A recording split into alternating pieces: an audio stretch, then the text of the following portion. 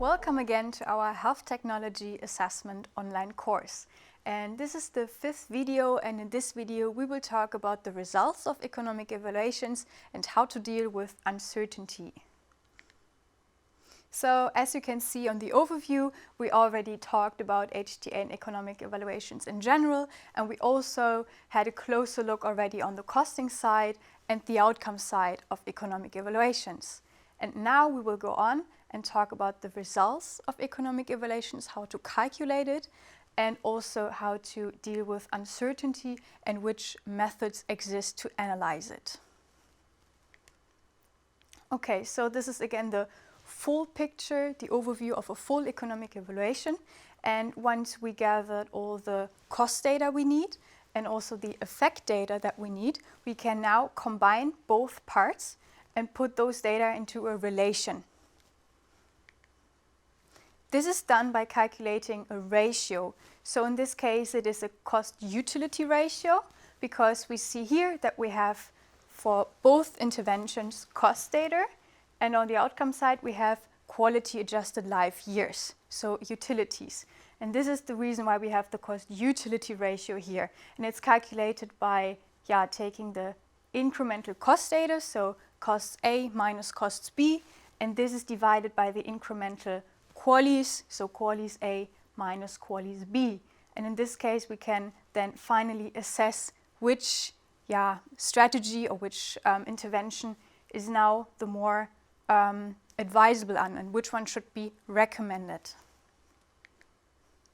So this calculation is also called incremental analysis, and mostly we distinguish between two different ratios. So these are the most commonly used ratios, and we have the incremental cost effectiveness ratios, the ICER, on the one side, and here we use, of course, the cost data, so incremental costs, and incremental effects, so the natural units. And the result is interpreted as the additional costs per extra unit of effect. And then we have the incremental cost-utility ratio, so the ISUR, and in this case we again use costs, of course, but the outcome side, there are this time QALYs, and this is then interpreted as the additional costs per QALY gained. And for the incremental cost utility ratio, there is also a threshold defined, because QALYs are a generic measure. You can compare it between different diseases, and thus there's also a willingness to pay threshold, which eases the interpretation to say in the end which intervention is the cost, or if an intervention is cost effective or not. And in general we can say for both, if the ICER or the ISUR is lower, then of course the intervention is considered as cost effective, because we have to spend less money for one additional unit of effectiveness. And please note that again, the ICER and the ISUR is often used interchangeably in literature, but in this course we will try to distinguish between both ratios. Okay, so we saw that for the ISUR, so where we use QALYs, there's a threshold. But what does it mean? So a threshold is the amount of money decision makers are willing to pay per additional QALY. And if an intervention is below this threshold, then it's likely that the intervention is adopted or it is recommended to adopt it. And if it's above this threshold, then the intervention might be too costly. The threshold is country specific, and it also varies depending on other factors, like for example the disease severity, but also the unmet need. So if there's already a lot available, or if the need for a new intervention is very high. To name some examples here, so in the UK there is a willingness to pay a threshold of £30,000 per QALY gained, and for the Netherlands there's predefined a threshold of 20,000 to 80,000 euros per QALY gained. So the results of economic evaluations can be visualized in a cost effectiveness plane, and this is a graph which visualizes the incremental effects on the x-axis and the incremental costs on the y-axis. and in the end you get 4 different quadrants. The red one indicates that a new intervention is more costly but has less effects. Then we have the green one, which shows that a new intervention has less costs but is also more effective. And in these cases, it is quite clear what to recommend in this case. And the yellow ones, here it is a bit more difficult because here the new intervention has more effects, but it is also more costly. And in the lower left quadrant, it's the opposite again, saying that a new intervention has less effects, but it also less costly. And this is again the cost effectiveness plane, but this time there's the threshold included. Here, as an example, the UK threshold of £30,000 per QALY gained. And yeah, we can see here the threshold is included as a straight line from the original. In the origin, there's the comparator intervention. Here in this case, it would be the old situation B. And yeah, if the new device A is now located below the threshold, it's considered cost effective and should be recommended. If it's above the threshold, it's too costly and should be rejected. And then we have also one situation where the new intervention has more effects but lower costs, and this is of course the most desirable situation, and then we call an intervention dominant, and then it's of course clear that it should be adopted.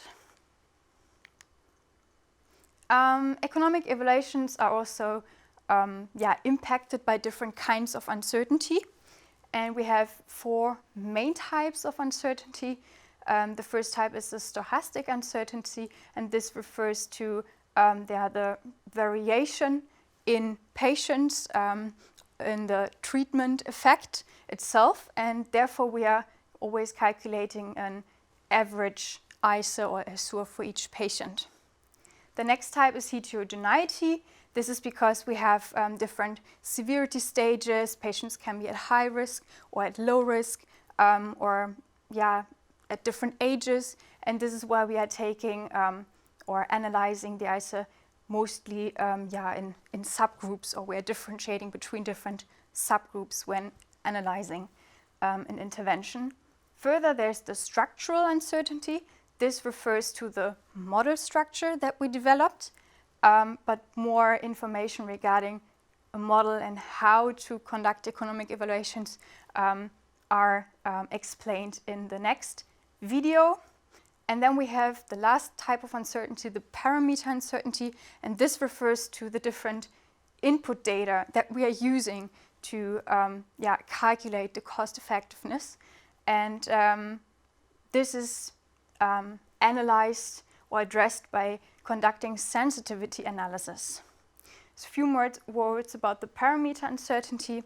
Parameters are often derived from different sources, like for example from trials, from observational studies, or sometimes also assumptions or estimations are used in case of missing data.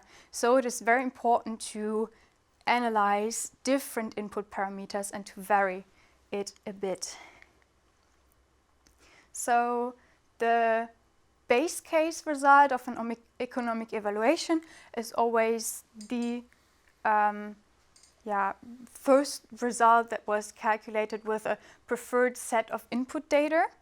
And then with the sensitivity analysis, we are exploring how the results varies or deviates when we have different input data when we use them. So we can then analyze if the results are robust and what the impact is when we use different data. And then we have 2 different kinds of uncertainty analysis. And the one is a deterministic sensitivity analysis. And in this one, parameters are manually varied to test the impact of specific parameters. And it's also called a one-way univariate or two-way sensitivity analysis. The other one is called probabilistic sensitivity analysis. And here we vary simultaneously a lot of different parameters, so preferably, of course, all input parameters to test the robustness of the results. And here, this is done by defining underlying distributions for each parameter, and then we can resample the input data and calculate a lot of different ICEs, and this is called Monte Carlo simulations. In this slide you can see a tornado diagram, and this is the result of an univariate or one-way sensitivity analysis. And in this picture you can see which parameter has the most impact on the result, on the base case result. This is shown here in the middle. Then we also have the willingness to pay threshold in this diagram shown with the red line. And the bars show then the variation or the impact of each parameter. And the parameters are listed here on the left side, and in brackets we can see the ranges of each data input.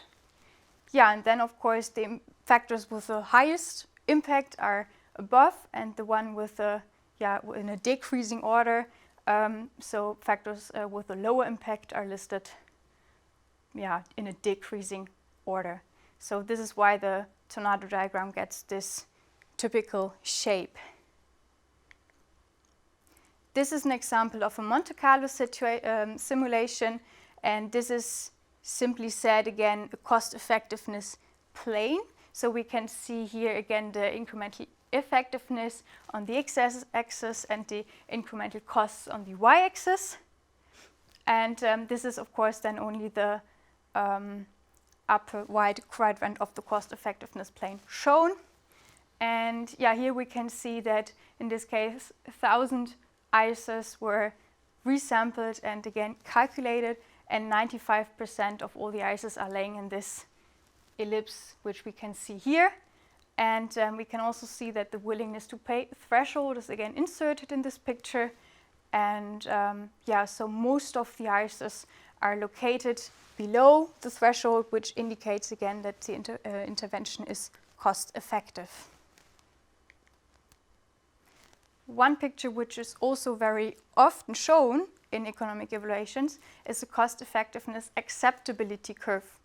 And this graph shows the probability of the different strategy, in this case that is out of a study comparing different diagnostic strategies, being the most cost-effective option, giving different thresholds. So here on the x-axis you can see again the different willingness to pay thresholds, and then the curves when which intervention is or has which probability of being cost-effective. And notably, the curves always add up to 1. So this is important to notice here. Okay, so let's summarize the lecture and summarize what we talked about. So we talked about the results of economic evaluations and how to calculate them. We had on the one side the incremental cost effectiveness ratio and the incremental cost utility ratio. Then we went further and talked about how to visualize them, and the results of economic evaluations are shown in a cost effectiveness plane, and in this plane also the willingness to pay threshold can be inserted, which eases the interpretation and gives the final then recommendation if something is cost effective or not. And lastly, we talked about different kinds of uncertainty, and in this case we also talked about how to analyze it. So by, for example, doing a deterministic sensitivity analysis where we only vary 1 or 2 parameters at the same time, and we also had the probabilistic sensitivity analysis where we varied a lot of parameters, preferably all at the same time.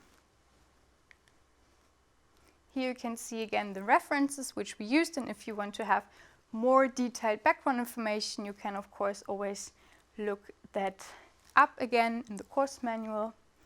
And then again, thank you very much for your attention and thanks for listening.